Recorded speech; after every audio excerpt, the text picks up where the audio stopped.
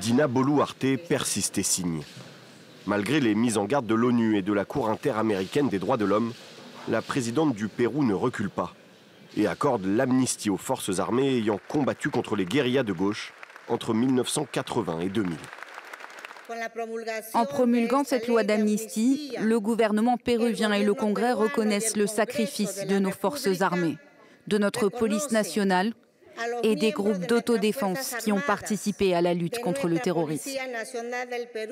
Nous leur rendons leur dignité qui n'aurait jamais dû être remise en question.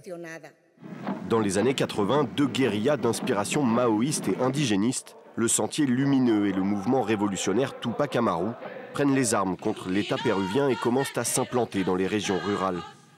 Action coup de poing, refus du processus électoral, attentats, les guerrilleros contrôlent plusieurs régions du Pérou et sont férocement combattus par l'armée.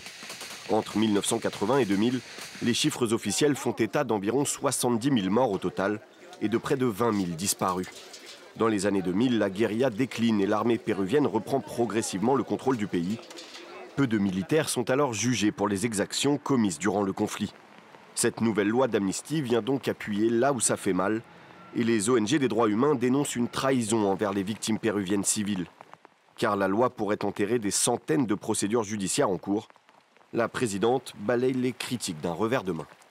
Si les institutions internationales se rangent du côté de ceux qui ont violé les droits humains de nos compatriotes, nous sommes du côté du Pérou, du côté des Péruviens honnêtes, qui veulent seulement la paix et la fin des effusions de sang.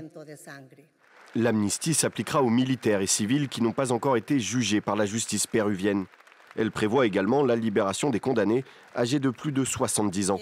Une manière pour la présidente péruvienne de tourner la page sur des années de conflit, mais aussi de se racheter une cote de popularité auprès de l'électorat conservateur avant les élections générales prévues en avril 2026.